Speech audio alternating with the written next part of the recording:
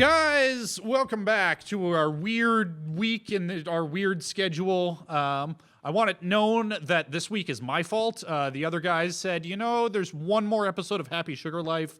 Should we just wait until next week so that we can handle all of the finales all at once? And I was the asshole who said, I really don't want to talk about half these episodes after 2 weeks. I already don't know what the fuck happened last week. But that's why I take notes. Guys, let's talk about Chio's School Road. In episode 11, Chio stays up all night playing PC games and winds up wide awake at 4 p.m. Then, 4 p.m., 4 a.m. I don't know, one of the 4s. Then, Manana is worried about body odor. B.O. And then in episode 12, in part 1, Chio helps Butt Girl with her homework, which is to make 500 yen in 24 hours. In part 2, everyone takes off their panties and somewhere, someone is fapping to this. Then there's a preview for a second season that may or may not exist, and a faux blooper reel. I like the faux blooper reel. The faux blooper reel was great. I want more anime to do shit like that. I'm so glad they did something like that. There might be something like that in the Hellsing finale. Shh. Shut the fuck up. Maybe. Unless I'm a liar, which I am. That's true. You're not. Yeah. I mean, not about this. For all you know. The thing with the faux blooper reel is it was really cute when I was 8. Oh, damn. Oh. And then I just don't like it anymore. It's like, okay, I also fucking hate musicals. Because why don't they just fucking talk? Like, if you're gonna put on this bullshit, if you're gonna say like, oh, we're all at a stage, ha ha ha, we're all here being goofy. No, you're not. You're fucking cartoons. People like music. Don't you like music? Why don't they just shut up and talk? Because Why don't we review this whole show singing? Because we can't sing. You can't sing. You are wrong. It's not that we can't sing, it's that we can't sing well. That's true, I guess. But if you want to sing, then we'll all go to Beijing. Anime FMK in Beijing. That's the new show that we all do together. Oh, okay. Yeah, that's man. the whole song. Okay, wow. What do I feel like this is gonna have more problems on stage than fucking Spider-Man, whatever dark, Spider-Man After Dark. Yep. Anyway, so yeah, Chio's School Road was kind of weird for these last 2 weeks because it still had really good jokes here and there, but by and large, these last 2 episodes built to absolutely nothing. But I don't think they were trying to. Yeah, I mean, it's an episodic show. It's not like I needed a grand finale. Yeah. Yeah. Actually, what I needed was to go back in time and flip the script so it could have died 2 weeks earlier. Because yeah, it's not that it was bad. It's not that, I mean, some of it was bad. It's not that it was painful. Yeah, I Yeah. wouldn't ever call it No. painful. Yeah, it just kind of stopped doing anything in particular for me a while ago.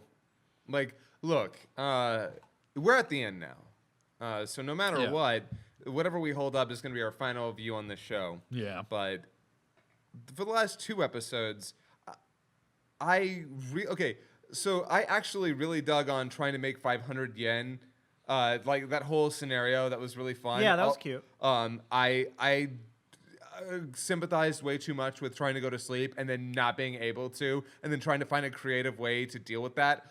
Also, the fact that Chio's idea is just, I'm going to sleep in a place where I know that someone else can wake me up, and I'm like, that's nuts. That's crazy, and I loved it, though. I saw that and I was like, man, you could only do that in Japan. Yeah. Or very few other Yeah. countries. Yeah. But you totally could. People did that. They were just sleeping on fucking benches. Yeah, it was sort of crazy and funny, and again, this show is actually way more creative than it lets on sometimes. I did that once in Flagstaff, Arizona. Oh, and you did? I didn't Okay. get mugged, so that worked out. Well, that's yeah, good. It was just a beautiful summer day, and I hadn't slept well the night before, and I decided to just go take a nap on the grass, and it was real good. Oh yeah, I think you can do that in like parks and stuff for the most part. Like I think people do that from time to time. But yeah, this show can get really creative, like creative solutions, creative ideas, and I think it is at its best when Chio is doing something crazy. Like when Chio is just like going out there and doing something nuts, it's fantastic. That's what I was saying last week. Yeah. Like when it's doing crazy shit, I think that's when it's its best. Or that one time for Dude, like go ahead. half of one episode where it had some heart. Yes. Yeah. Like, that was really good. I would have liked to see this show do more of it, but that was the only, like, it was weird because that was the only time it even attempted it. Yeah. And it knocked it out of the park that one time. Yeah, I was actually very impressed by that.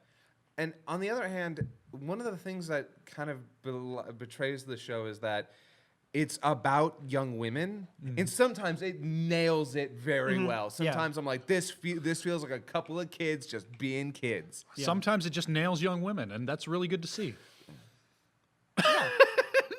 And then, okay, so I want to talk about the second half of the second episode because I found it hilarious. I did. I actually laughed, and I'm like, oh my God, I know what's happening here. This is an older man drawing about a bunch of 16-year-olds without their panties on.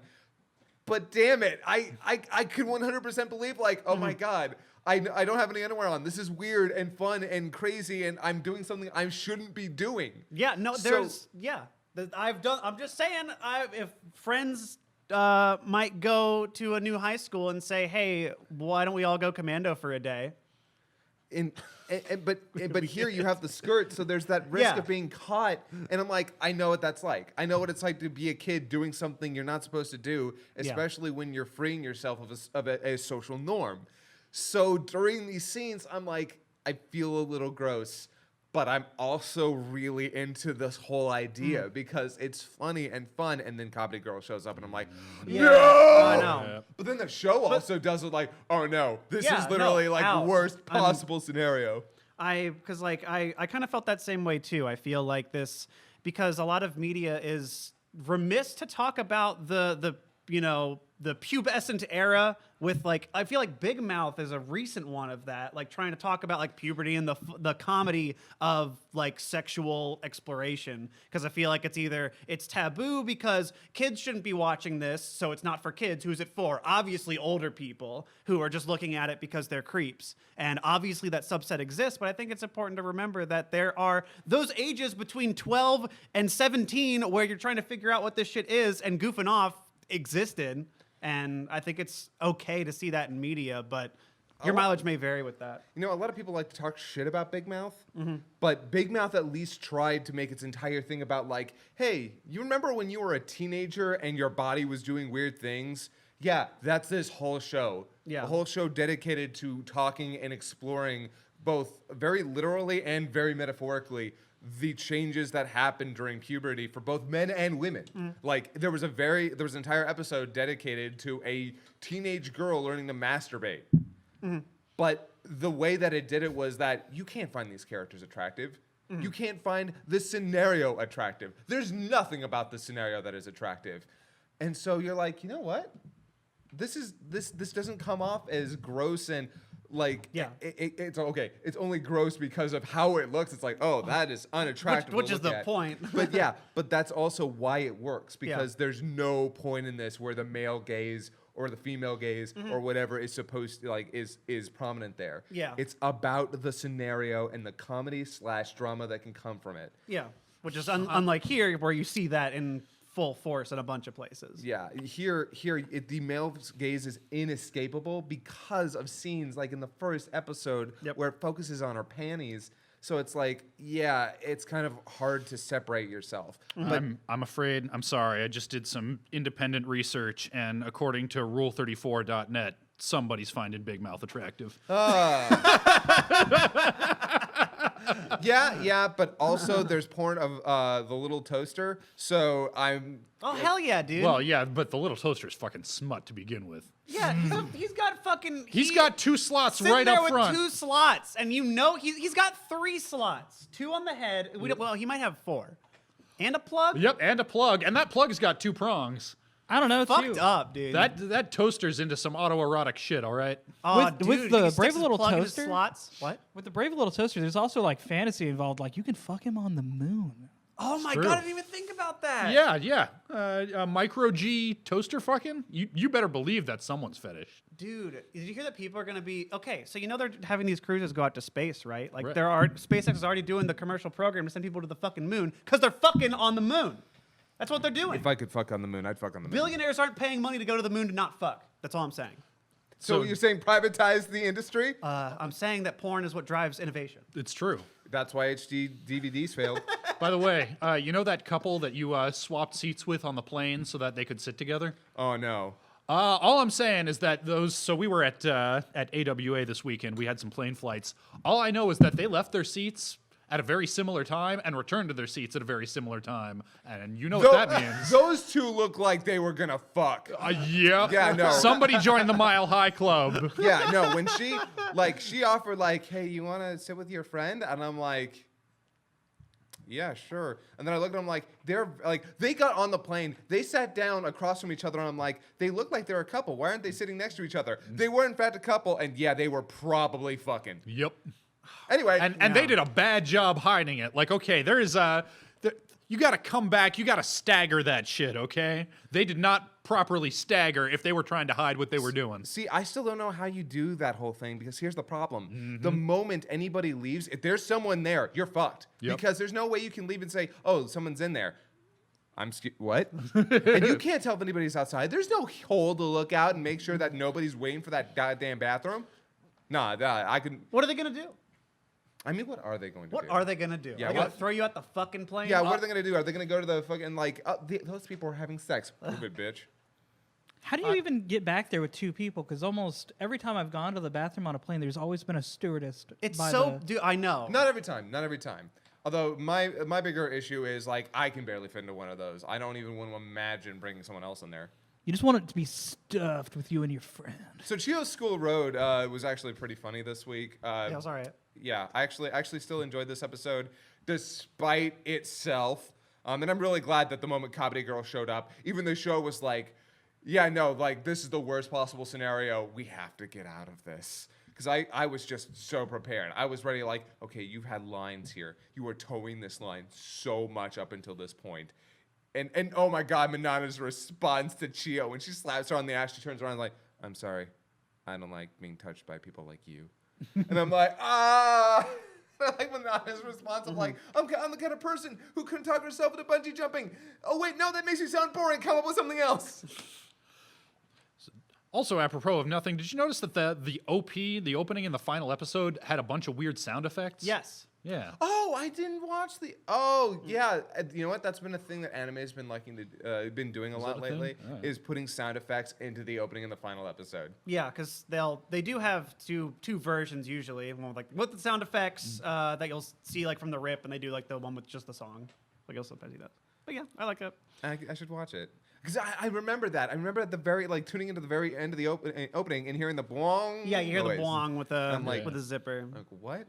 I didn't pay attention to it. Okay, cool. That's neat. Yeah, that was like that, but throughout the entire Yeah. opening. Yeah. Okay, cool. I think this show is fine. I don't regret watching all of it. I'll say that. But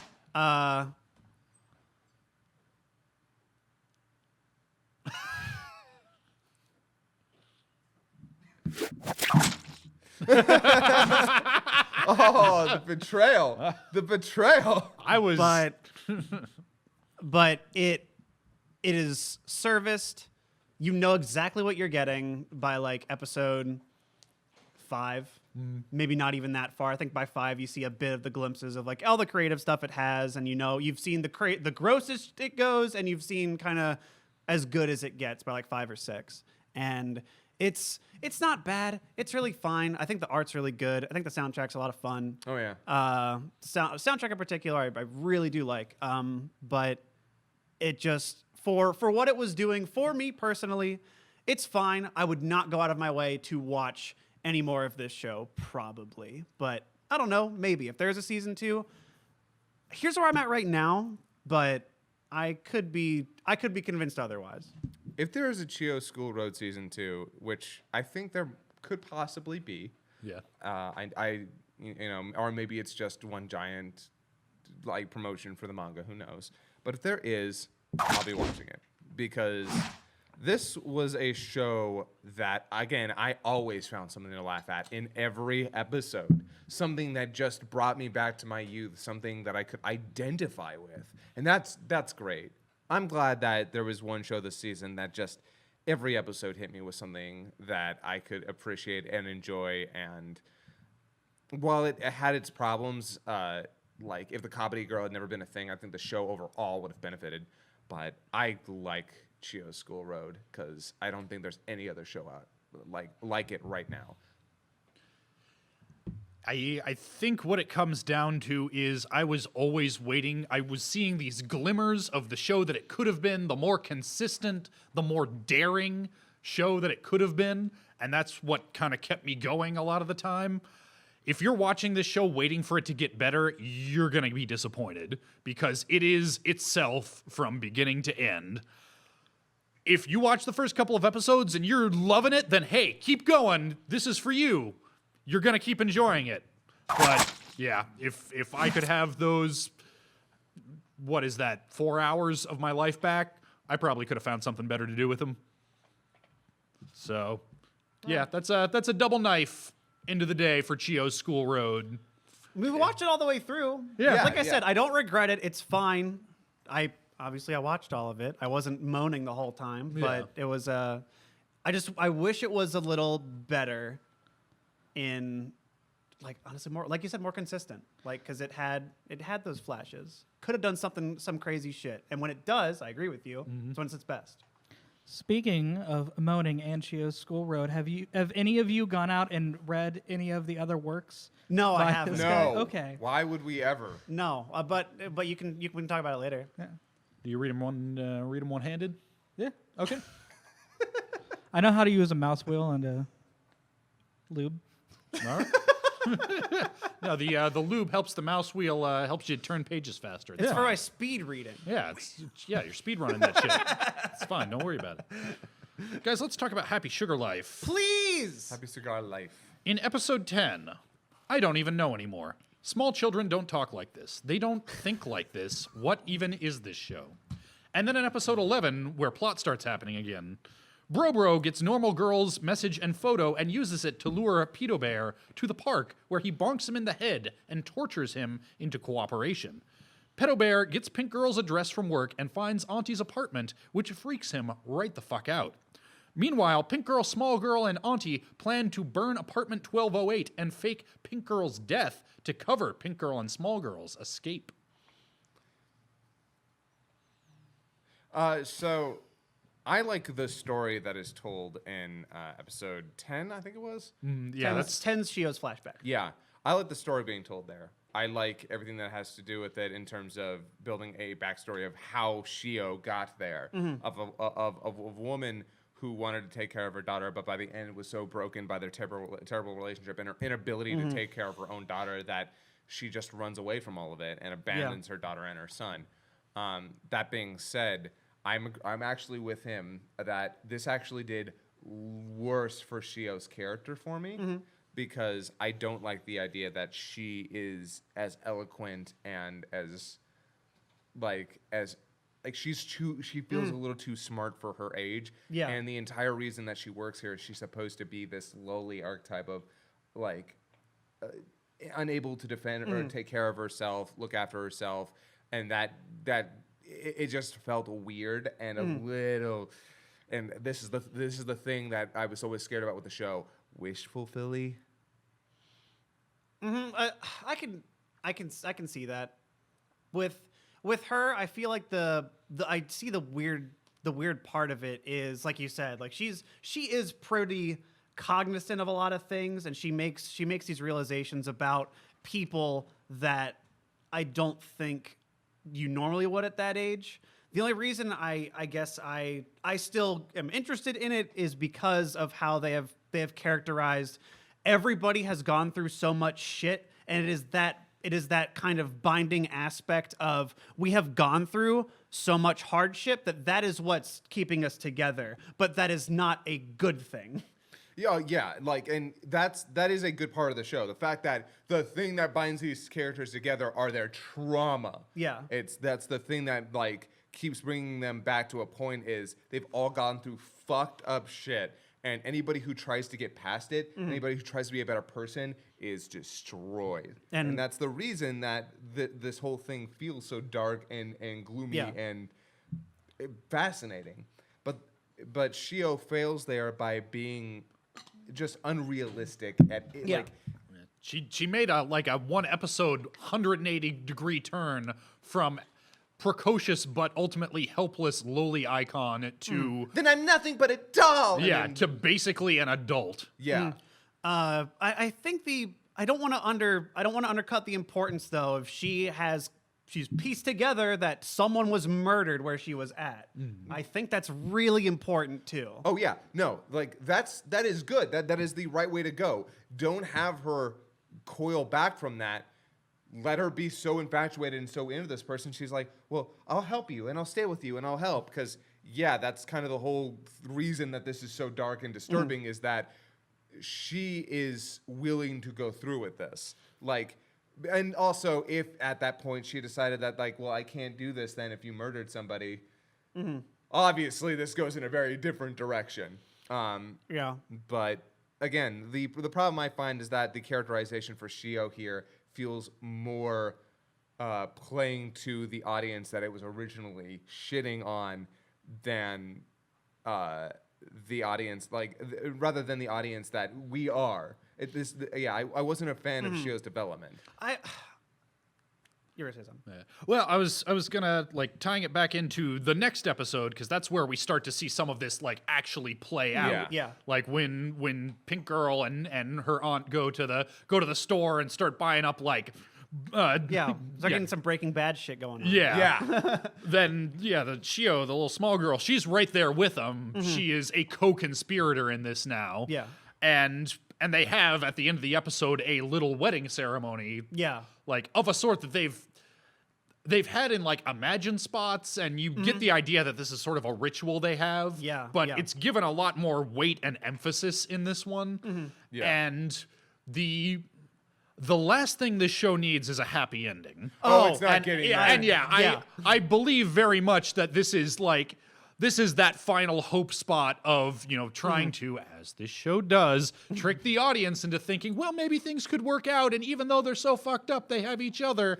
And they've got one more episode to pull that rug out from everybody. I really, really wish the first episode hadn't opened like it did. Do you remember how it opened? Them standing on top of a roof that's of a building on fire. Oh yeah, that's Yeah. right. Yeah. Yeah. They're not living through the. Okay. Oh God, what's the main character's name? Sato? Sato. Sato's not making it through this. Yeah. Sato's certainly gonna die. Yeah. I wholeheartedly believe that. What would make me happier than anything is for Chio to betray Sato. Ooh, okay.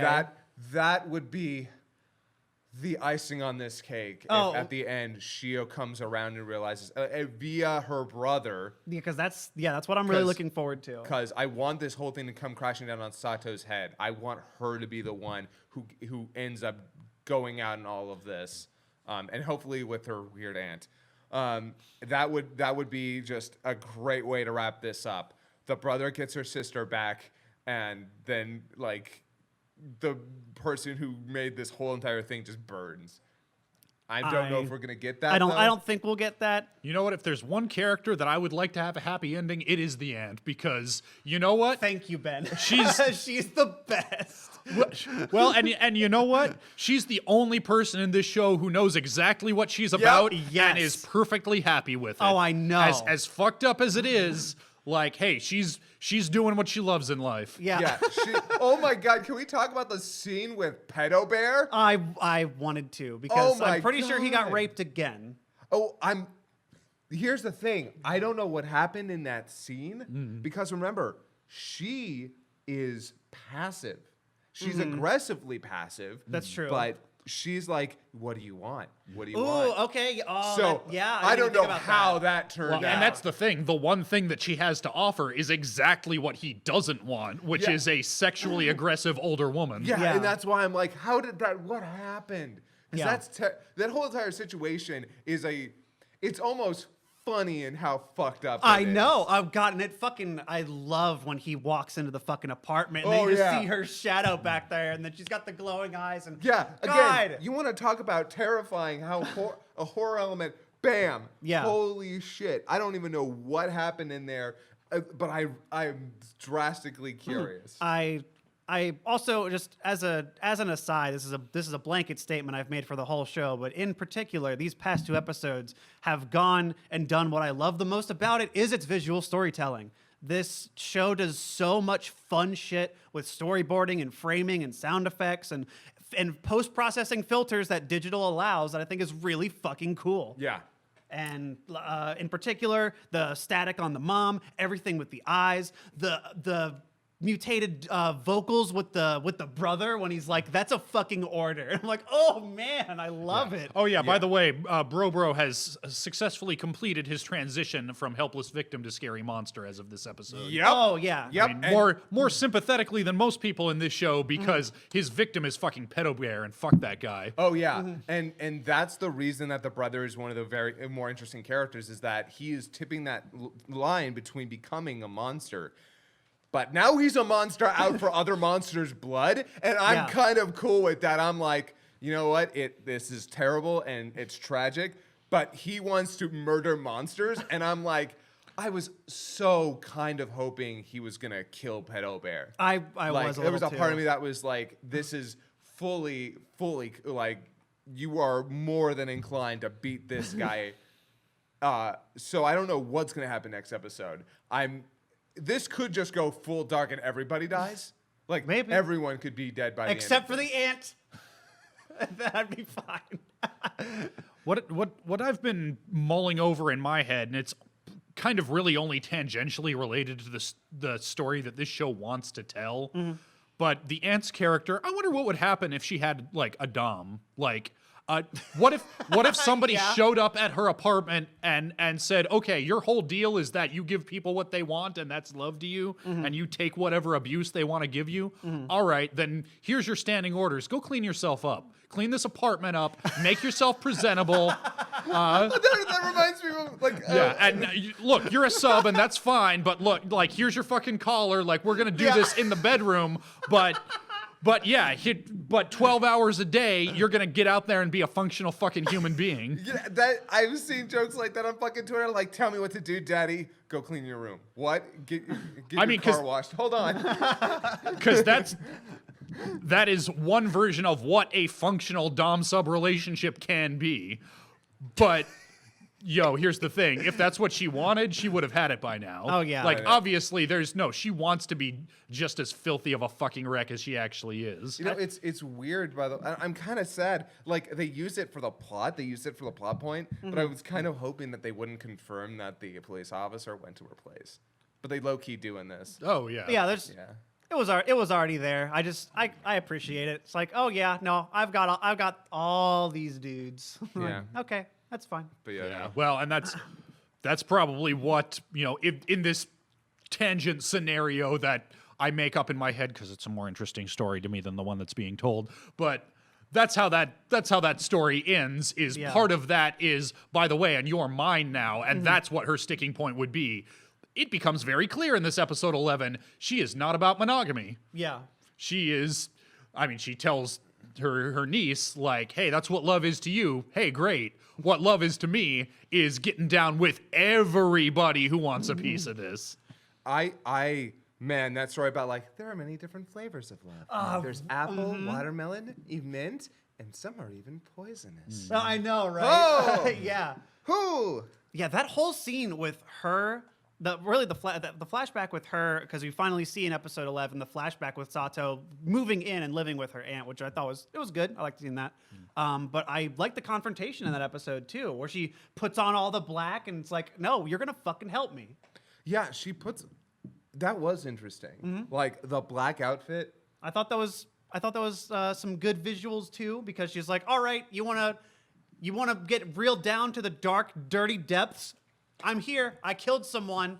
I'm just as evil as you are, but you are going to take responsibility for making me this way. And I love that whole back and forth. Yeah. Because she's like, it's like, your love is wrong. You want to tell me what's wrong? Maybe when you're an adult, you can overstep your boundaries. But then she snaps back like, you made me this way, you bitch. Take responsibility. Yeah. And she's like, huh. All Yeah. right, let's do this. And God, the aunt is such a fucking I don't know what to say about her. She's an amazing character for this whole fucked up, crazy, gross scenario. She is the 11th knob for this show that always goes past 10. Yeah, and yeah. like in the best way though. And she was a like mid-game introduction Yeah. too. It's like you go so many episodes without her, and then suddenly she comes in, and the entire thing is just ratchet that shit up. Yeah, and she sells my favorite parts of this show with the eyes, the smile, the sound effects, the framing, the lighting, everything about how they do shit visually with her is so fucking cool to me. Yeah, again, the people making this show know exactly how to make this shit look and sound exactly how it needs to. They don't miss a beat. It's nuts. Like I think one episode looked kind of meh. There was the episode when the friend is about to go to her place, look particularly stupid, and the teacher's tailing him. I remember that one looking pretty poop. That being said, so one of the things that I am looking forward to is that the brother's gonna show up. Yep. The brother's going to be involved in the finale, and something he mentioned specifically to, when he was, I can't remember when it was, but he flat out says she doesn't know, she doesn't remember, she's forgetting. Yeah. And I'm curious because I think there's something with the mom that we don't know. Like specifically Chio's mom. Yeah. And I'm kind of curious how that's going to play into it, which is why I think there's the possibility of her betraying Sato. I could see that. I think the brother is going to show up, and then finally, because she's blacked out her mother's face. Well, how did she look in those last moments? What was the expression on her face? What was how did that really play out? Was there sadness? Was there terror? And why did she not remember her brother? Yeah. No, I know we've barely seen her think about her brother. Yeah, I think that's very interesting. As far as I know, she's forgotten that he exists. Yeah. Yeah, well, I mean, she is very young, and he left for it seemed like a while. So yeah, she as little as she remembers her family at all, because she seems to be committed to trying not to think about them. Yeah. Unless it's necessary. Yeah, she just might not think of him that much. Yeah. It's true. And so when he comes back, what's the thought process there? And one or two things are going to okay, if they actually do have a confrontation, one of two things are going to happen, I think. Either one, she betrays Sato, or two, she betrays her brother, which both scenarios lead to either a semi-happy ending or the darkest possible ending where they all die. I mean, look, I'm fucking, regardless of what happens, I'm watching this show. I think this show has done so much to sell its performance and use the visual medium that it is to have fun with the really fucked up shit it's trying to tell. And I'm a huge fan of horror and tragedies in general. And this is definitely, it's one of the best horror anime I've seen, at least in the visual realm, in a long fucking time. I love seeing when stuff gets more surreal and abstract like this, because horror is really fucking hard to pull off, and I don't think it does it all the way through perfectly. I think there's a lot of blunders. I totally agree that Chio's way out of character and all this other shit, bunch of narrative pitfalls, but I'm willing to look past that for the sheer fun of the ride my eyeballs get. Yeah. I was going to hold up a knife if this last episode didn't do enough to kind of salvage what happened in the episode that's all about Chio, because, again, that about face really sat poorly with me, because thematically it didn't play into what the show has been doing this entire time. However, I am interested in an ending. I want to see how this turns out. But if this drops the ball next episode, it's 100% a knife, because the ending to this is going to really define the rest of the show, because it will tell you exactly what it was trying to do. So that's perilous. Like, I've got ideas for how it could end, ideas for how I want it to end. But let me say this: if this ends with some happy relationship between Sato and Chio, even in death, that could be well enough to put me off, because that's lame. And I don't want the tale of tragic lovers. Not with this. That's not what this should be. At least to me. If you think it should, that's objective. But then again, I'm not the kind of person who feels like I need to say "in my opinion" at the last end of every sentence. So, I don't think that's where it's going. I'd be very surprised if that's where it's going. I'd be surprised too. But Kieran made a Breaking Bad comparison earlier, and that was a show that did the tragic, like, hey, let's give you some hope and then pull it away multiple times masterfully, where it's following this bad person, quite a few bad people, but obviously one central figure in Walter White, and making you care and making you want, like, okay, yeah, he's done some terrible things, but right now, if he just gets out of it now, then things could still work out well. But using this apocalyptic imagery to remind you, no, there is no happy ending here. I think this is going for that same thing, especially at the end of episode 11. Yeah. And I don't think it's doing that nearly as well because I just don't give a shit about any of these horrible people. So, like, I see what it's going, some of what it's going for here. There's some of it that I hear Kieran talking about, and it's like, look, man, I'm glad you're getting this out of it because I am not. But I do see some of what it's going for. And a lot of it's doing really bad. The character of the ant is great, and I would... a show where she was a more central character I could see myself liking. That's not what this show is. Ben, I feel bad sometimes because I don't actually want to drag you through the show because I know what it's like to be watching a show that I don't want to watch, especially one that I find repugnant. But the reason, maybe the primary reason that I didn't knife it for your sake was I love talking to you about it. I love talking about this fucking show with you. I'm glad. Well, I'm glad you Akari Mas. Well, and let's get real. Like, it's one episode from the ending. I'm still knifing it. Like, if one of you had pulled a last minute switcheroo, like there are lots of shows like Planet With where I was, and we'll talk about it in a second. I was feeling iffy about it, but I was invested enough that even as iffy as I was feeling, I was in for the long haul. This is not that show. Like, if one of you had flipped the script and I would have watched this show up until the second to last episode, and if I'd been left off the hook, I would have said, great, I'm fucking out, because this show is never going to be something that's for me. Yeah. But speaking of Planet With, so that's a double fuck, by the way, for Happy Sugar Life. Surprising no one, we're going to see the end of that next week. Yes. But Planet With... So we've got episode 11, in which, after the time skip, everyone is good friends and or possibly fucking. Kuroi Boy, Glasses Girl, and the Sentai guys have all been training to face the Dargon, while Sensei, Doggo, and the Nebula Forces prepare to provide telepathic support. Somehow it's kind of vague and poorly explained. Yeah. The Dargon wakes up and everyone punches him a lot while talking about justice and forgiveness or some shit. Then, in episode 12... So sometimes I write these like trying to poke fun at the thing. That's actually not what I'm doing here. It's just that writing a more serious synopsis would not make this any more coherent. Oh yeah, don't worry. So why not? Why not have some fun with it? We know. But anyway, in episode 12, everyone punches the Dargon through a wormhole. Kuroi Boy, Maid Lady, and Sensei get trapped in a subspace butthole with the Dargon and fly inside it and say nice words to it. Then Bro Deus Ex Machinas them out and everyone's happy and stuff. The end. At least that Deus Ex Machina was set up before, thank God. Yeah, I mean, because it's kind of funny. One of the things that started this whole thing is what gets them out at the end. Because the only reason they got there was because that was the one that they used way back in the day to transport to that planet. The fucking Nebula did. It was either Nebula or Real, actually. I can't remember. I'm trying to remember how that played out.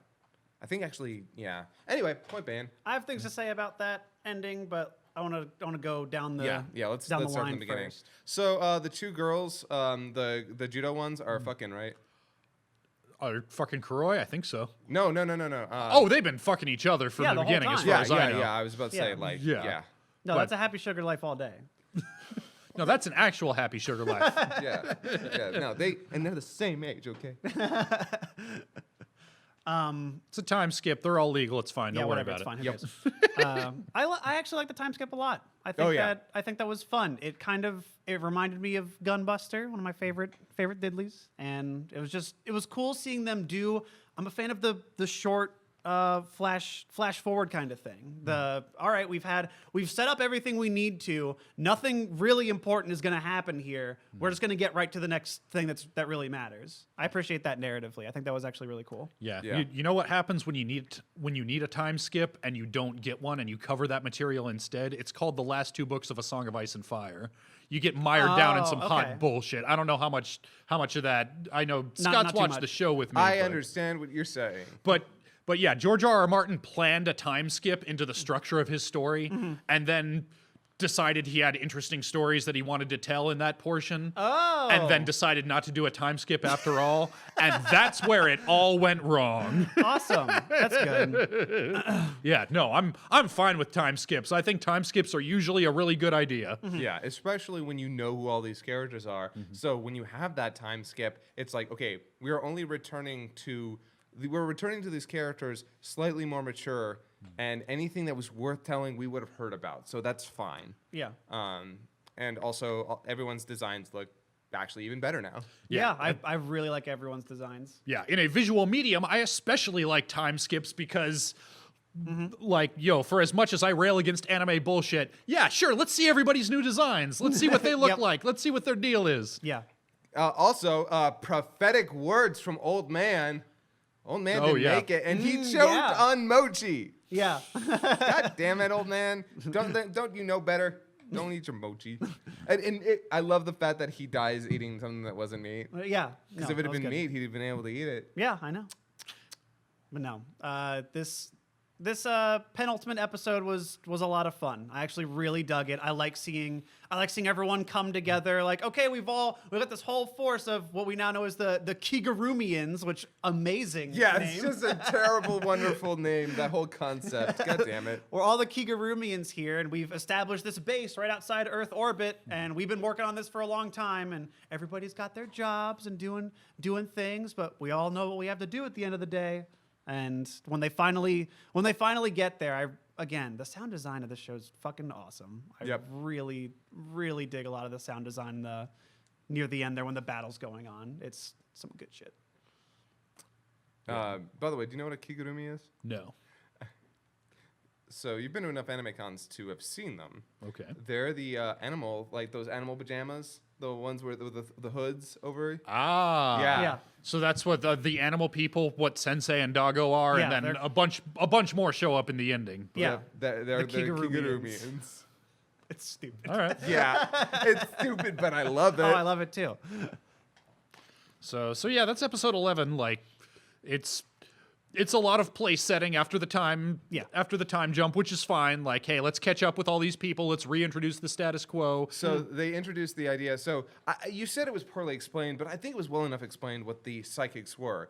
They've already shown you that one of the evolutions for any sentient race is psychic power. The only thing they kind of poorly explain is the levels. That she's like, oh, I'm barely even a level, blah, blah, blah, psychic. But I'm like, okay, so they have levels of psychics, and they're trying to get as many as they can together to stop the dragon. Okay, so that's what this is about. Yeah, I mean, I guess my problem is that at the end of the day, it boils down to there's a bunch of people standing on the sidelines sort of going like this, and I'm supposed to take it on faith that they're helping. And they say stuff like, I don't know, I'm sending waves of calm, or I'm getting into his mind brain and Yeah. diddling Yeah. his frontal lobes. No, Yeah, they- they don't show you it. They have to tell you that's what's happening, and that's a bad thing. No, yeah, they could have, because what I really like about the show at the beginning was how they visually show the psychic attacks. It would have been cool to see that more visually represented, because all the fun, crazy visuals we see are the CG robot punches. Which, to be fair, giving you a physical representation of making him unaware of possible danger, because the entire thing was that they were supposed to make him not think about That's true, yeah. and Yeah, showing that. and that's paid off a little better in the final episode. I wrote that synopsis of episode 11 as of episode 11. yeah. yeah. And that's a cool idea. I will admit though, them having to tell you like this is what we're doing right now was kind of like, okay, thank you for covering that obvious plot hole of how in the world do we get him near the hole. But it was also a little bit weird. Also, remember how I was worried that everything would come down to punching somebody? Well, I mean, it didn't. I mean, there was punching involved, but like the punching ends before the actual final confrontation. Yeah, I think it's important to note that the punching is a vehicle to get to what really matters. Yeah, And it is not the end of a life. Nobody dies. yeah. Well, as far as we know, that one guy dies, but not because they kill him, but because it's like, okay, yeah, everything. Once everything else around you stops, you're going to die. So, like, but the actual final confrontation is, I'm sorry, or it's like, no, Yeah, the final I forgive confrontation you, I is forgive you. with words. Which, by the way, I want to be honest with you. When do you remember the name of the big sister, the Realian? Ginkgo. Ginkgo. When Ginkgo says "I forgive you," and then she starts crying. Oh yeah. Oh, dude. Yeah, no, I'm not going to talk about it much here, but I've had times in the past where I've wanted to forgive somebody, not because I wanted to like say, okay, cool, you're good. I needed to let that go. There's nothing worse than holding on to something like that about not being able to settle it. So when she starts crying and says, finally, I got to say it, I fucking cried. I did too. Like that scene meant more to me than almost any other scene in this. No, it did. That one scene meant everything to me because she's been smiling and happy and helping out that entire time. But when she finally lets that weight off, she comes crumbling down, and not in an unhealthy way, in a way that you're just like, yep, that's right. Yeah. I think if we'd seen more of that weight on her, then it might have hit me harder. But she's, like you say, she is like smiling and helpful. She is the perfect pacifist person at all times.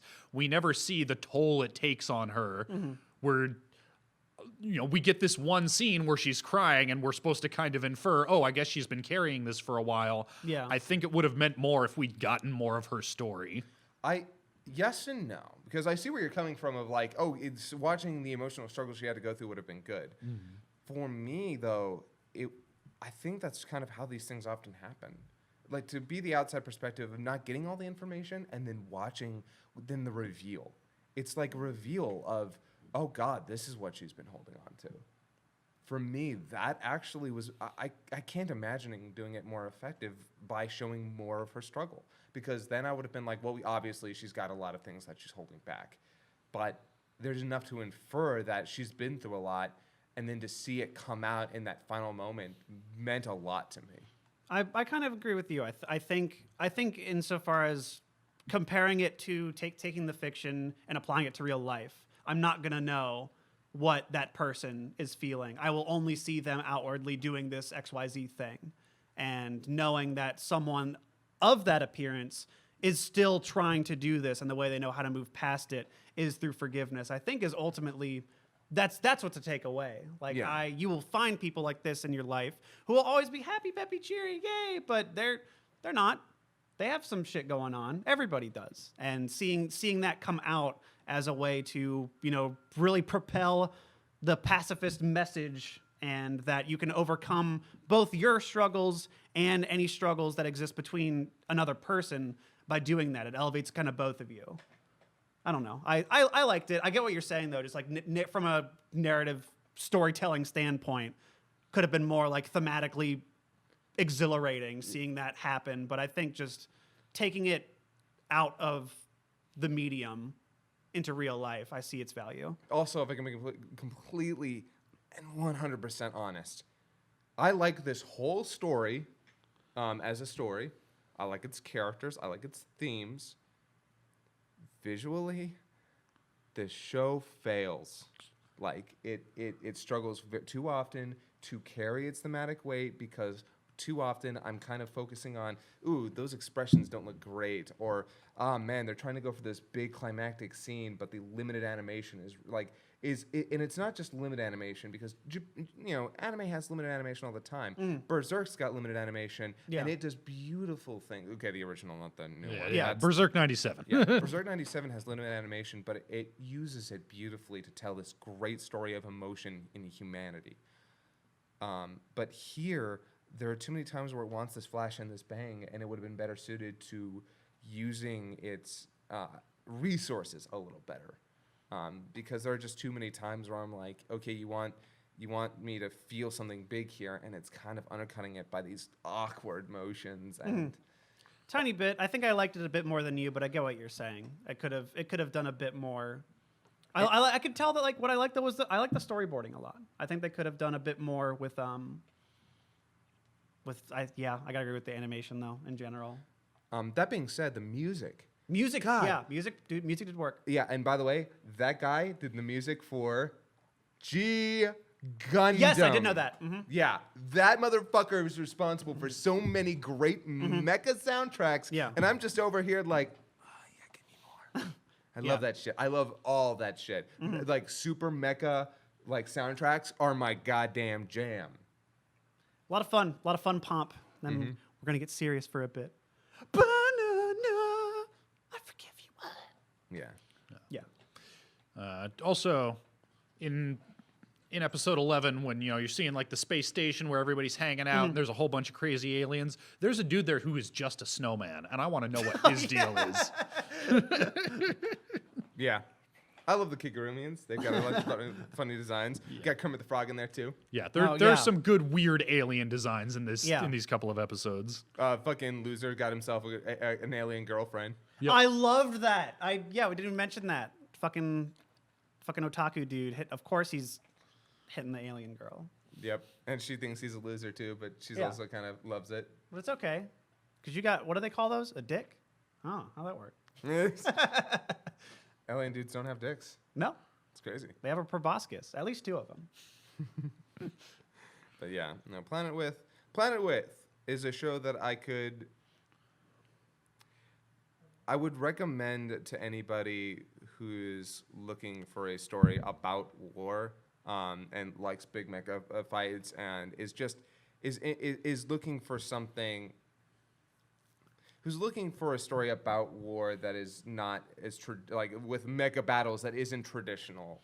But then again, if I could be honest with you, I feel like we've gotten this story better other places.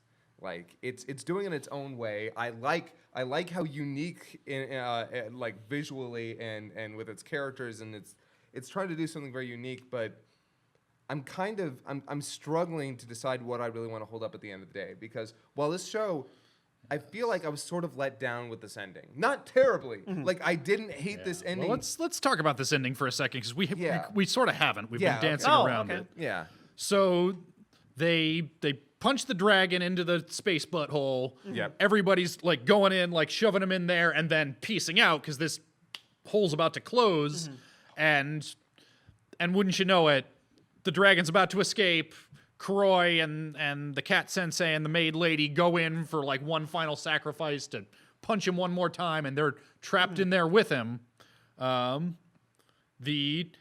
some point during all this madness, I don't know, my notes get a little confused, but there's this scene, this very important scene, where the dragon like flicks Kuroi in the head. Oh yeah. And he gets that's before he gets punched into the hole. Yeah, you're right. Yeah. And it's one of those like hallucinations, one of these like final temptations, where the dragon says, well, you have to hate me because of what I did to your people. Hate me, destroy me, pick up your father's lightsaber and take his place at my side. Which, by the way, narratively, great use of that, because all of the other ones were live peaceful, be happy. And then this guy's like, no, hate. Yeah, you are worthy to be my successor in the pursuit of justice. Yeah, I legitimately thought that this was a whole like to defeat him, I'm going to I thought it was going to be another, here's a seal. I've sealed you.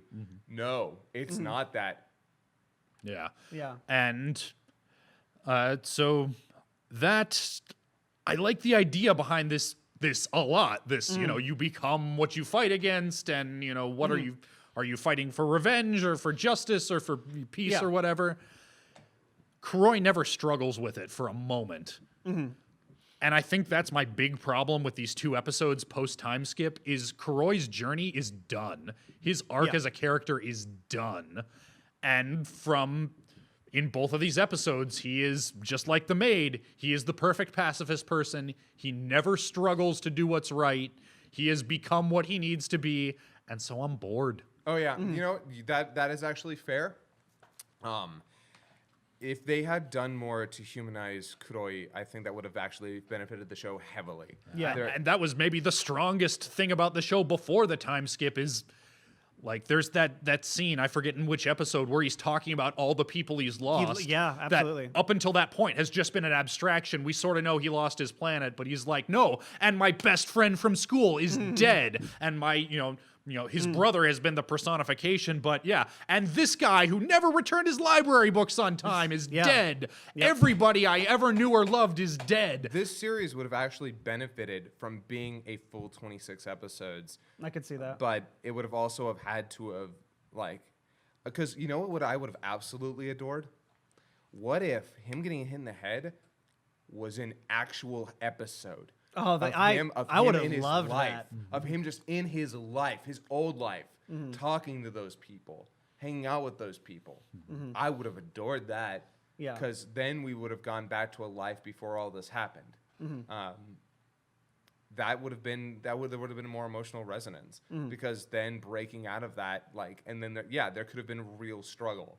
But here it's just no, he's being brought back to a time that we've not only already seen, but like with implications of that life. So it's like that's the reason that this bothered me so much. I'm like, you have every element of a good story here, but you're not actually like, it's like, oh yes, I've baked this delicious cake with apricots, chestnuts, apples, and you know, and I've got a cheesecake frosting. Well, I can taste the cheesecake frosting, and there's definitely the crunch of apple in there, but I'm not getting the chestnuts, I'm not getting this and that. There's so many things in this cake that I'm not tasting because they're not used very well. They're not coming out in the story. So, like, I know that they're there, but it doesn't have the flavor. And part of the problem, too, is that everything post-time skip was laid out pre-time skip. Hey, in like 5 years or so, I want you to fight the dragon, and everybody's going to help you, and we're all going to team up together. X, Y, and Z are going to happen, and then X, Y, and Z happen. Yeah. Nothing surprises me. Nothing challenges me. I never feel any stakes or tension to any of it. I mean, if I'm going to be honest with you, the story would have been served better had Soya not gotten out of there. Like, as a sacrifice of like, no, I'm doing this because it's the right thing to do. But then again, at the same time, so they pushed the dragon back in there. I guess the only thing that really mattered at the end of the day, like, was that when he goes to that guy and says, "Hey, we forgive you," it's the only thing that allows him to finally move on. But still, it's also kind of weird because was he gonna die anyway? Because it seemed like he was gonna die. Anyway. Yeah, no, he was. I feel like he was already out anyway. I didn't think they had to do that. Yeah, Like they were doing that because that's what they felt they needed to do. yeah, and you know what? Maybe that is something that they personally had to do, but they made it sound. I don't know why.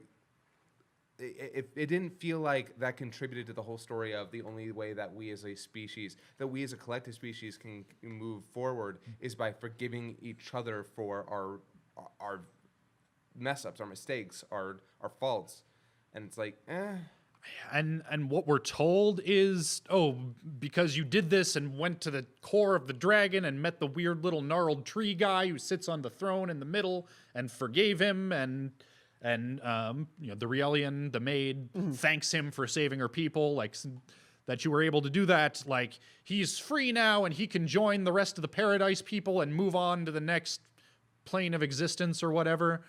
But the dragon never does anything, or he doesn't accept it. He doesn't indicate that he's learned anything or changed. It's something that's done to him. Yes. and then, That seems thematically weird. sword. Yeah, and we are only told like, now he's finally returned to us by the other dude, and it's like, man, I guess. yeah, it's But so then there's, like you say, there's the implication that, okay, this was the heroic sacrifice that Kuroi made. There had to be a sacrifice, and that's a trope of storytelling.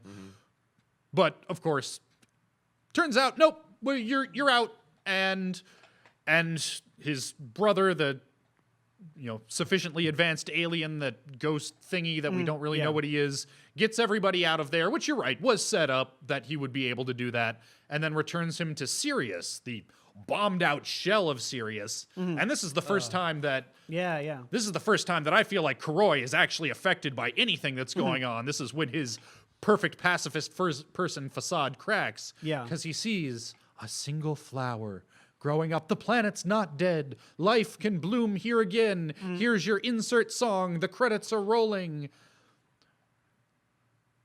And it's fine, I guess. yeah. But I don't know if I would have liked it better or worse if it actually had been a sacrifice. I don't know if it actually felt like a cop-out, because you can do that. You can have the thing where somebody sacrifices themselves and then it turns out that they don't need to, and still have it be moving and affecting because they were willing to do that. Yeah. And you know what? Honestly, if he had said, I forgive you, and then died with him, oh my God, I think I might have been left in tears by that.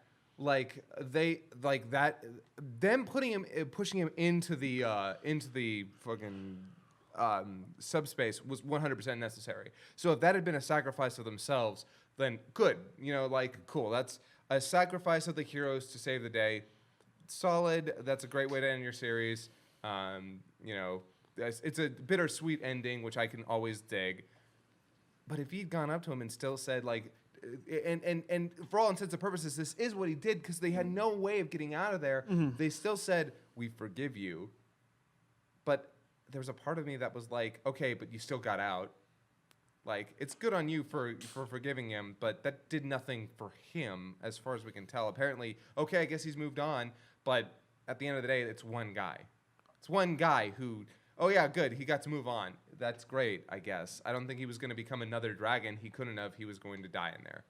So it's weird.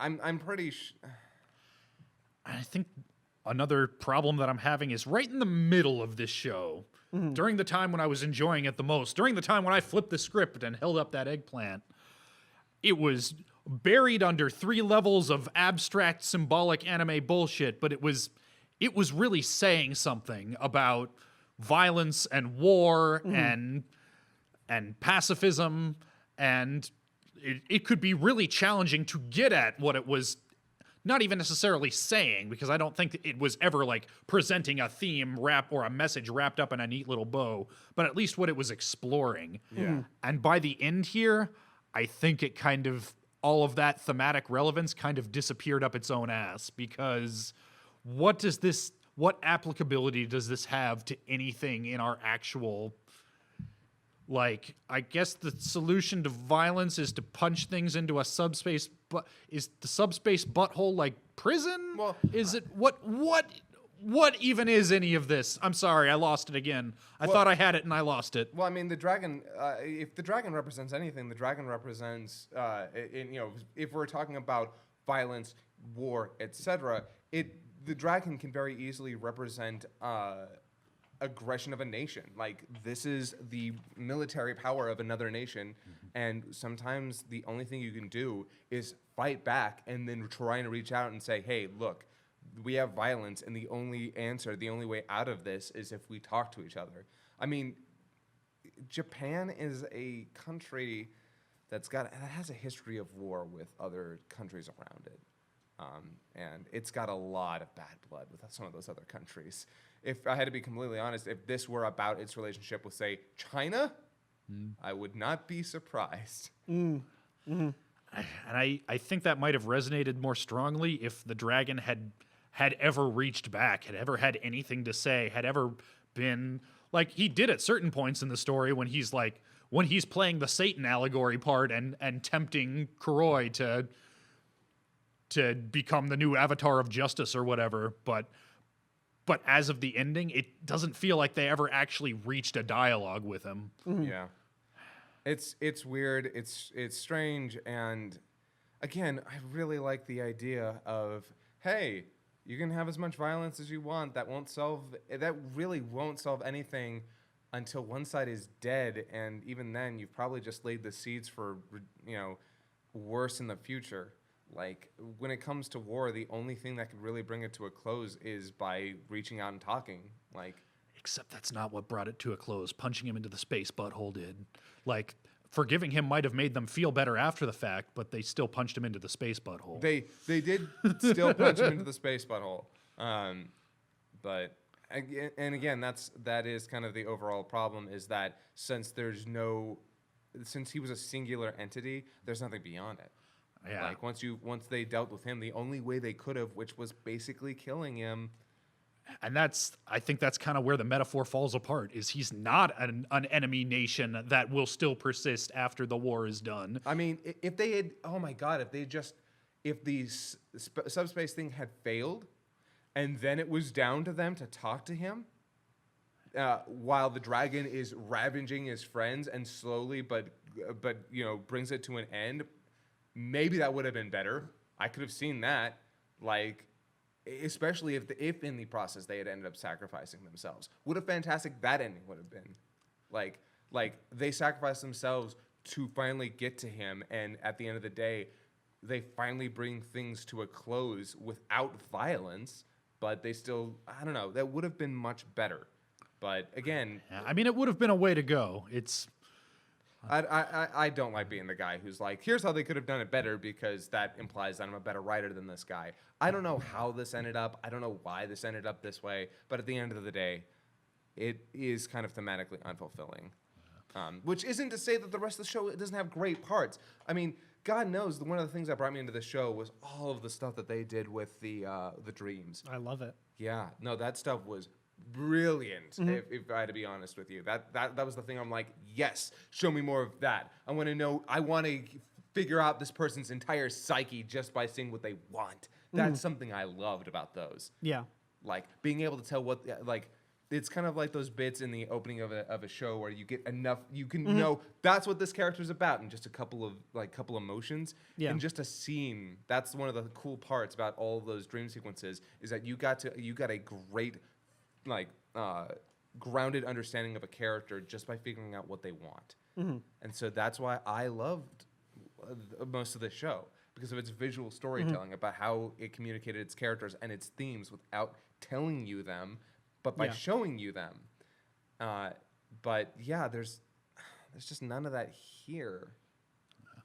Yeah, I'm curious, Kieran, like 20 minutes ago, you said you had some opinions on this ending. Yeah. It feels like we've been doing a lot of the talking. Since Well, I don't then. know, because it's like I mostly agree with everything you're saying. I don't think it was not as consistent with its through line as it wanted to be. And I guess I've just been sitting here thinking, like, how that relates to stuff I've been personally looking at outside of everything. I've just been looking into a lot of like Buddhist literature and stuff like that, and just the ideas of how, because this is a very Eastern philosophy. This whole show presents a lot of that. Yes.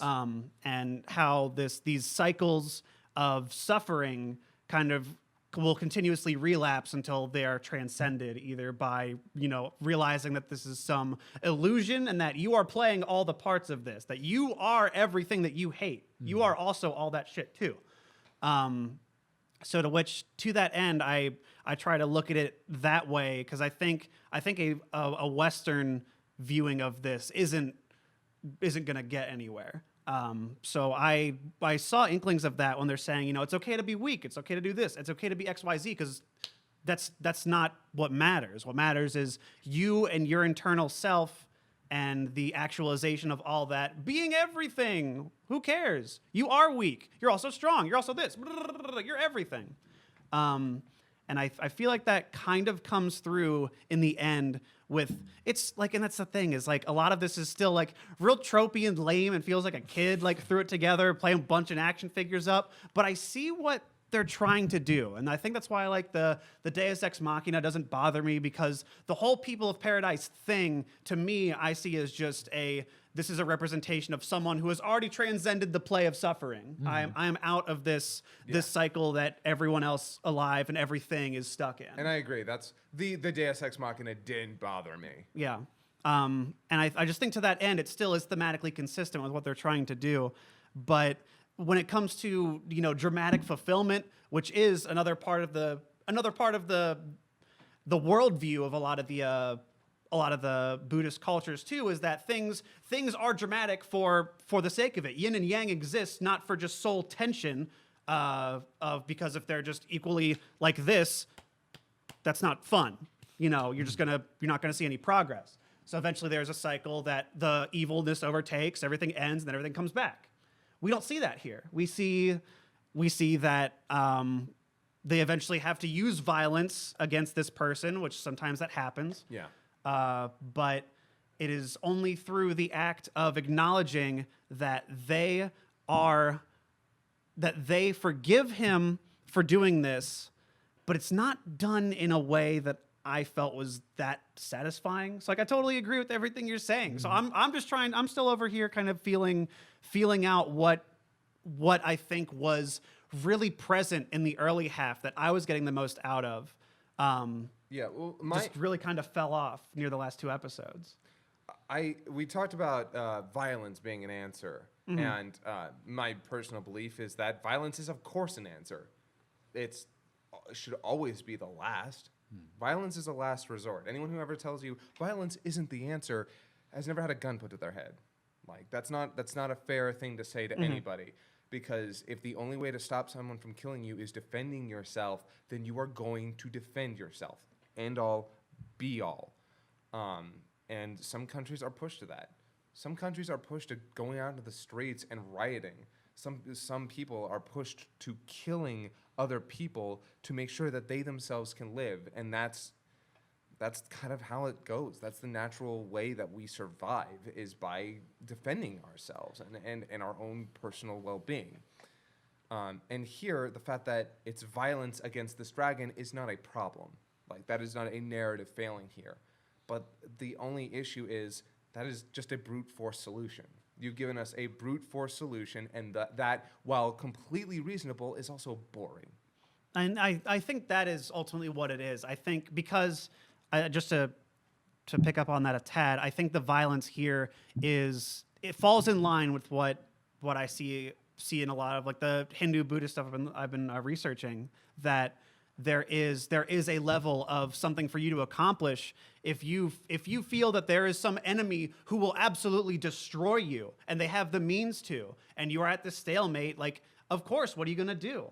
But if you are still in that mindset of, I only have this one life, I only have this one thing, I'm not a part of everything, I'm just this one person.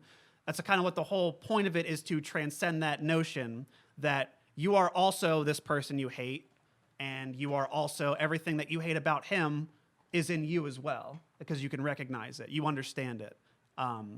So to that end, I see the violence in this show being a vehicle for the characters to understand themselves, which is not very exciting to watch in terms of an action drama. Yeah. Because Kuroi already has seen this. He already knows whatever fucking happens. He went to subspace with the full intention of, I'm dying. Who cares? My goal is to meet this dark part of me and tell it, I get you. I am you. That's okay. And that's the thematic through line. He had to do a few things to get there, but he never did it with the intention of ending his life. He did it with the intention of getting to him and acknowledging this darkness that he has, because they're cut from the same cloth. Yeah. So that's where I see the violence coming from. But when you're looking for a entertaining action piece, a fun old story, it doesn't really go through with that. And I feel like that it's hard to shake, Yeah. Either of you guys ever read the Wheel of Time books? No. I read like a tiny bit of the first one. Yeah, I mean, don't. They're not actually good. Okay. But if like myself, you started them in high school and then eventually reached a tipping point where, by God, I'm going to see this through to the end, even if it's not any good. But there's this group of people in there called the Tinkers. They're sort of a like Romani gypsy allegory, but they are pacifist to the extreme, like pushed to the absolute limits. And I always found that very, very interesting because, the main characters, and this is a world that has good and evil. Yeah. Like Star Wars, light side, dark side, or at least, it has evil. And the main characters will ask them, well, that doesn't make any sense, though. What if somebody tries to kill you? Wouldn't you defend yourselves? No. Well, then what happens?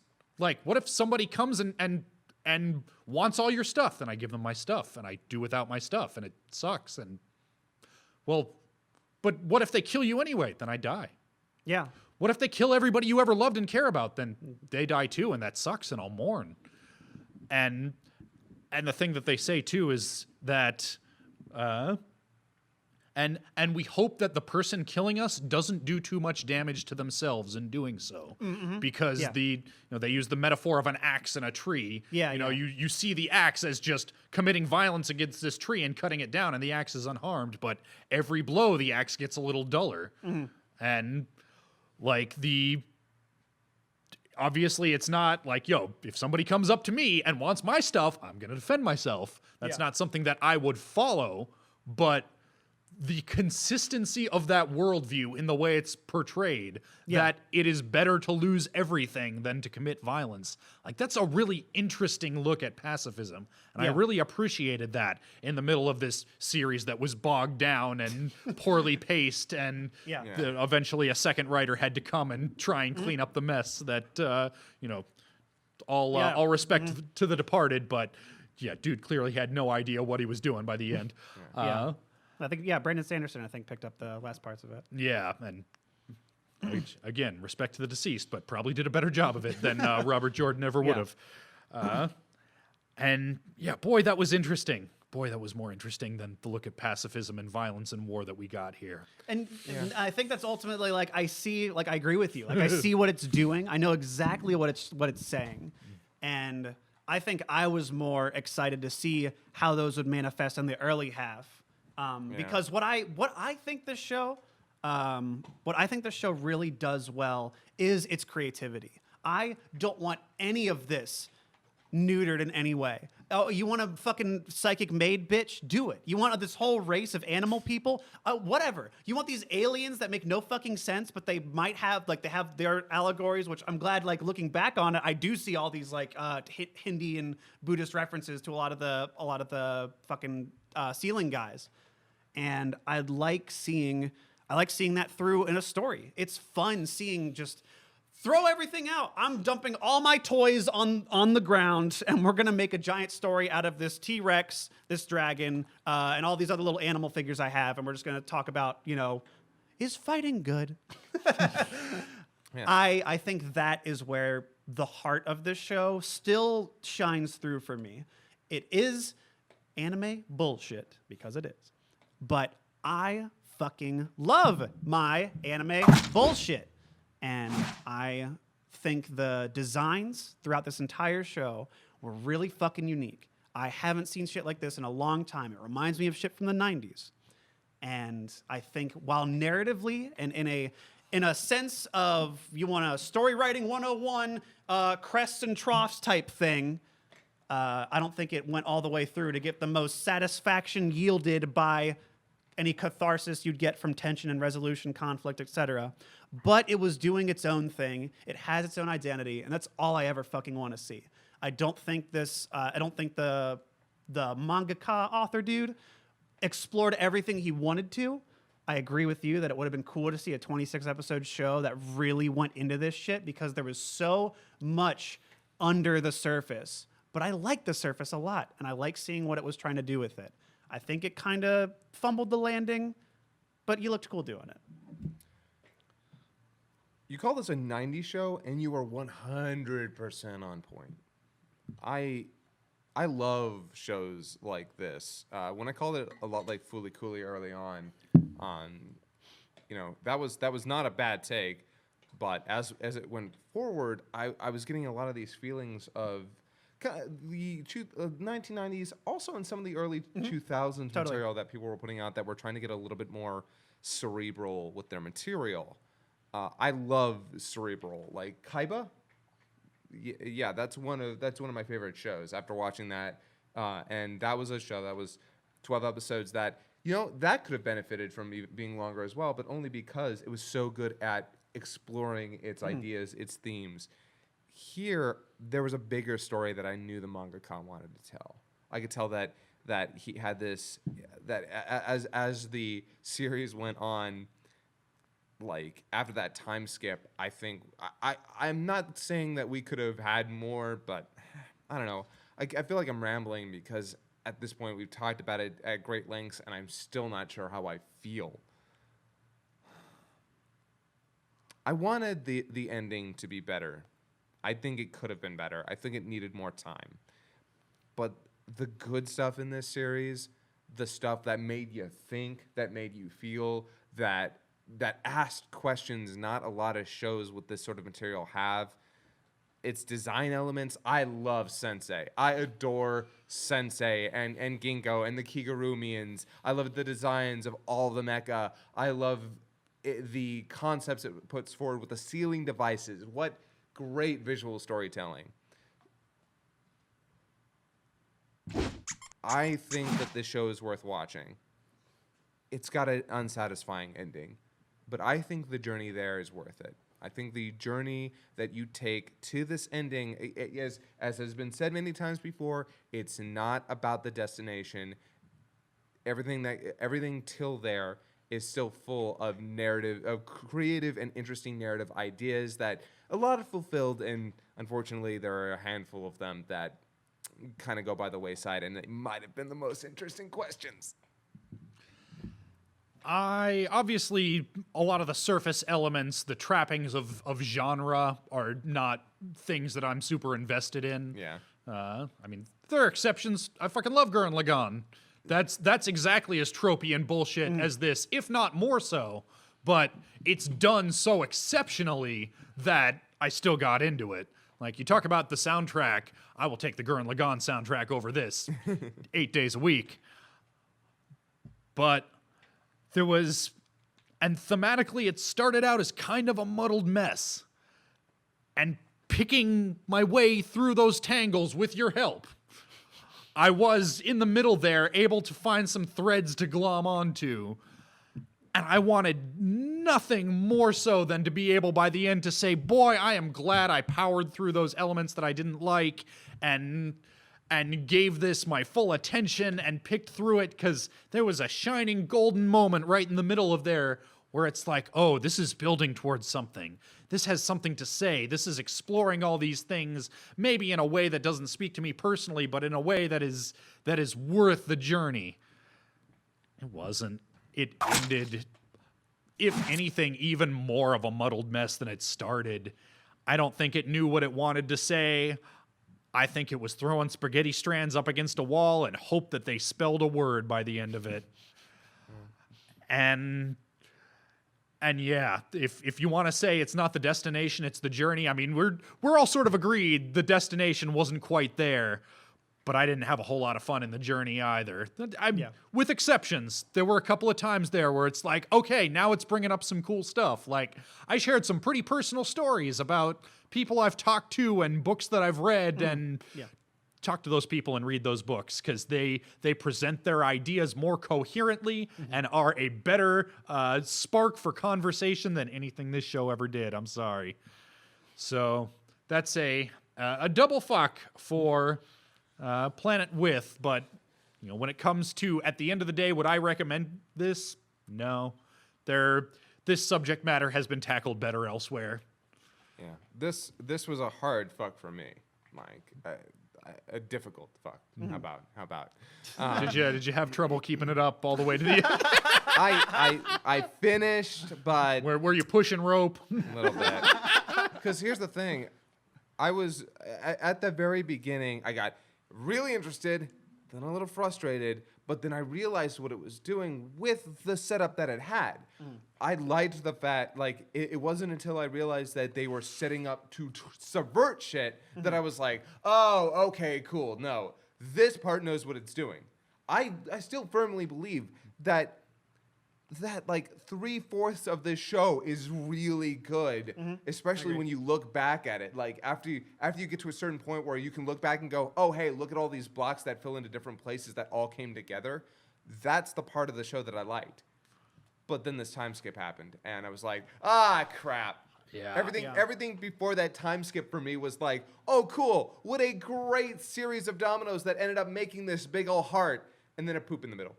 Yeah, I mean, I thoroughly agree that it was setting stuff up to subvert it, but there is very little that I find more frustrating than something that sets a bunch of stuff up to subvert it and then winds up just falling right into the trap of everything it's supposedly subverting and failing to subvert. Yeah.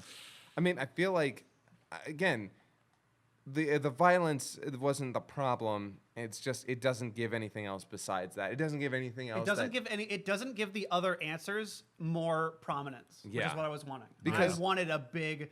The last half of the episode is us talking or Yeah. something like that. That's what I was looking for. Yeah, absolutely. That is what I wanted, and then when it came, it was just kind of limp and flat. Yeah. Because it meant nothing except for to the characters, which is cool. Like, I'm glad, again, that moment with Ginkgo is my favorite moment in the show. No, it was. I agree. It was really good. But that should have meant more. Like, this conversation should have meant more. It should have meant something to everybody, because otherwise this whole entire big conflict, again, was just poorly animated brute force, and that's not fun. That's not enjoyable. Yeah. Like, and that's a majority of these last 2 episodes. I think there were a lot of pacing problems that I don't know how or where in the process, but there was just a lot of stuff that could have made the ending a bit better, more thematically interesting with the seeds it was planting. But Yeah. it kind of pulls out little bits for you and goes, okay, hey, no, we remembered that. We remember that. Hey, is that good enough for you? I wanted this. Yeah. Yeah, it very much, and I don't know anything about the creator of this story, what he was going for, what he was trying to do. I would be surprised if he, closed the book on this and said, well, I knocked it out of the park. I did exactly what I set out to do. If I had to try to get into his head and figure out what he's probably thinking I would guess it's probably, well, I gave it my best shot. I hope I can do it better next time. And I hope he can totally. too, because I think there is talent there. I think there are things to be said there. And I think this was his first foray into anime. That's Yeah, one I thing think so should too, note. which is interesting. I think that too is, and for what it's worth, I loved what was fucking going on. There was a lot of really cool shit. I think just a lot of the confinements of anime pacing, and you got 12 episodes. That's all we're giving you. Yeah. I think it was maybe something he wasn't exactly prepared for, coming from what I assume was. I don't know what the full volume runs or chapter runs of his early works were, like the manga and stuff, but I can't imagine they were all exactly like 3 volumes or something. Okay, so you remember Trigun, right? I fucking love Trigun. Well, I like the anime. Yeah, let's not talk about where Naito went. Yeah. Its take on pacifism and violence is kind of heartbreaking in a way. I love what Trigun does with that. Because he finally acknowledges that, you know what? No. Sometimes it comes down to you have to pull the trigger on somebody. But it has to, like, no matter what, you live with that weight. You live with it and you don't let it consume you. And it's like, it gives you a defining answer about what it believes is the right thing to do. And that's tough because that's polarizing no matter what. Yeah. But the fact that at the end of the day, he's like, no, He put a foot down, said, Yeah. this is what I think it is. It's like, I've killed people, but that doesn't define who I am. I will, if I have to, I will do it, but I will find every way possible.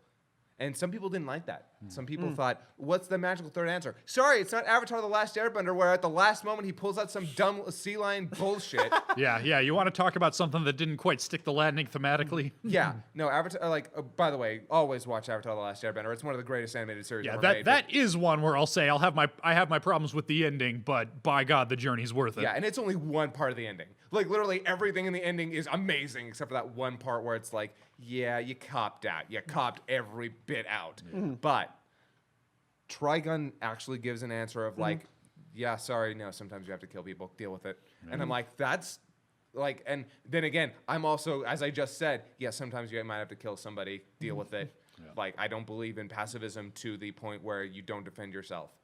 But that was about giving an answer and about like breaking somebody who is like, and that was beautiful. That was amazing, very well told. And it comes down to a brute force conflict, but resolves the conflict in a way that is, I'm not going to kill you because I don't have to. Yeah. And that was important. That the important thing is, if you don't have to kill somebody, take that option. No, and this ending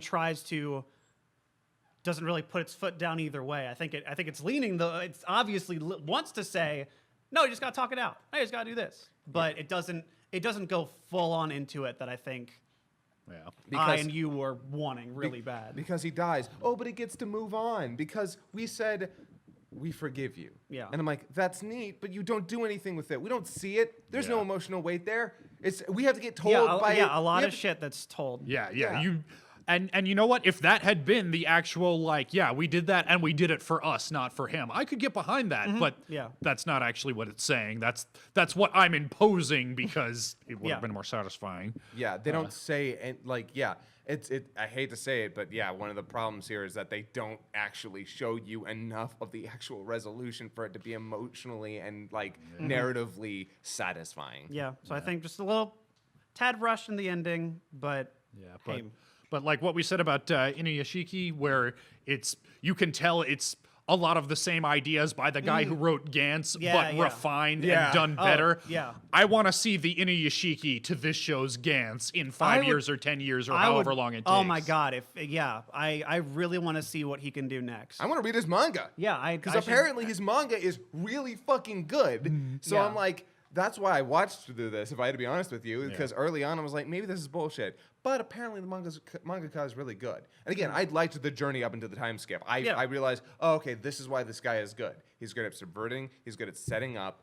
And he's creative. For the most part, the follow-through up until that time skip, like, he tells a whole story up until that time skip. In fact, the dragon thing is kind of like a tack on.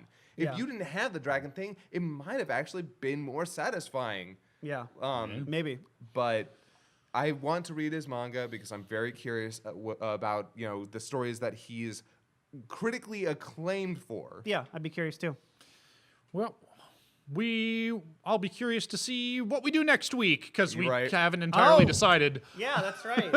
But stay tuned or don't. But kiss your turtles. Love your family. Can I love my turtles and kiss my family? Yes.